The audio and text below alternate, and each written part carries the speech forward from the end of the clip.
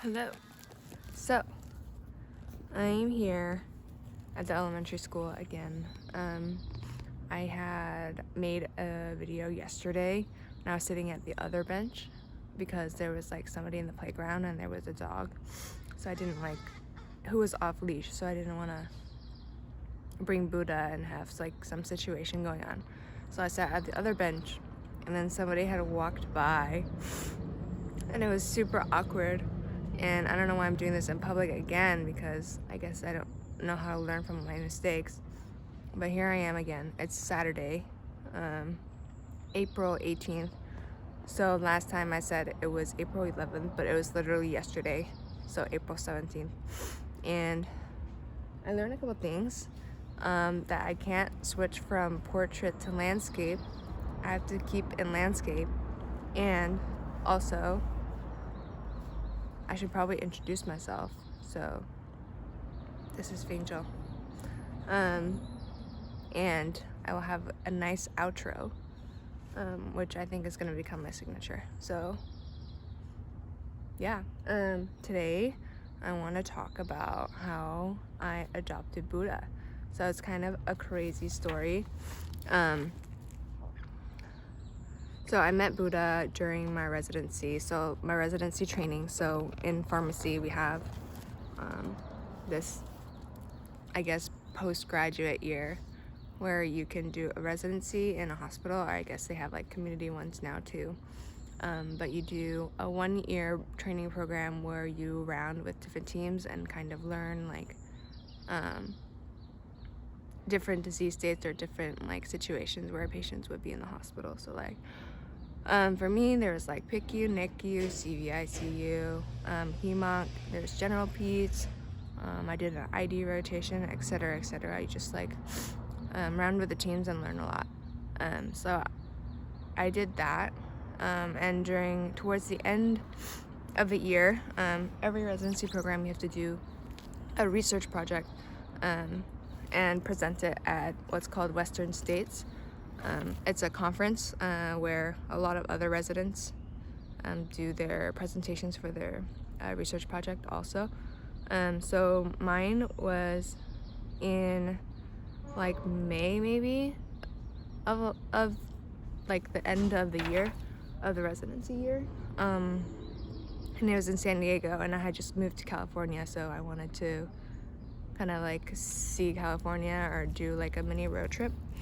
So I drove down to San Diego and like made stops along the way, and then on the way back I stayed at an Airbnb in LA in Culver City, and this place was fostering Buddha, and I mean, like, I love dogs. Like, ever since I was a kid I would have dreams about having a dog, like in my dreams, and they would be like somewhere in my house. And then like I was a kid, right? So like I would wake up and want to go find like these dogs that I saw in my dream. And then I would go like to wherever in the house that I last saw this dog in my dream. And there would be no dog, and I'd be like so sad. So yeah, and this was like recurring dreams, like over and over again dreams. So so I definitely knew at some point in my life I was gonna have a dog. Now I have a dog. So they were fostering Buddha, and they had one other dog, and they had a cat also, which like Buddha like traumatized when he first like went home to that foster home. He wasn't trying to hurt the cat, but like the cat ran, and I guess like prey drive took over, and he like grabbed the cat in his mouth and like punctured her lungs and everything. It's kind of crazy. And the cat had to get surgery. So then he was in foster care for 18 months, and for 18 months the cat was like locked up in the room all day, and then at night the cat could like come out and like explore the house because they had to keep them separated. So anyway, I met Buddha at the Airbnb, and I don't know, I liked him. He was really awesome, and affectionate and awesome.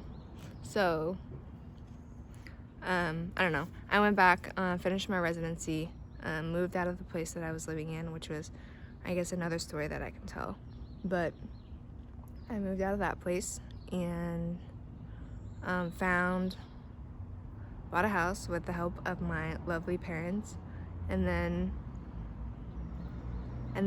maybe like 2 months later, I was still thinking about Buddha.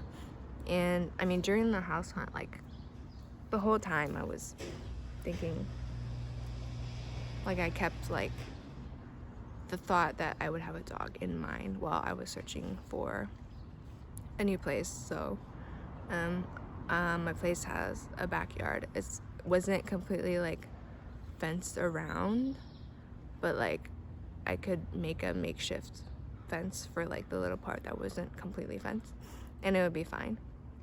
And I've had no problems with Buddha.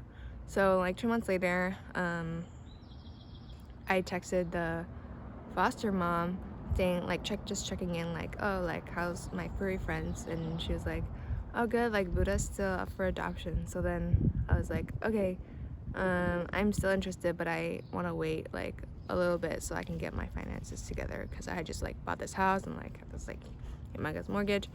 So I just wanted to make sure that I could like financially and like I guess emotionally take on this, like it's like having a little baby. So I wanted to make sure that I would be able to do that. Otherwise he would end up back up in foster care or in the shelter, and I'd just be a not good situation. So, and then she told me that there was somebody else interested, but I guess that fell through. So then it was me, and they said they were gonna get a new puppy, and earlier was better than later. So then I was like, okay, I have like this 3-day weekend or whatever. During this time I can come get him. And so yeah, maybe like 3 months after residency ended, I went back to LA and adopted Buddha from LA, and here we are. It's like it's been what Buddha? It's been like 1.5 years. He's gotten older. Look at all this gray. Look at all his grays in his face. Yeah. So anyway, that is the story of how I adopted Buddha. All right. Vlog over. Say bye, Buddha. Say bye, Buddha. Yeah.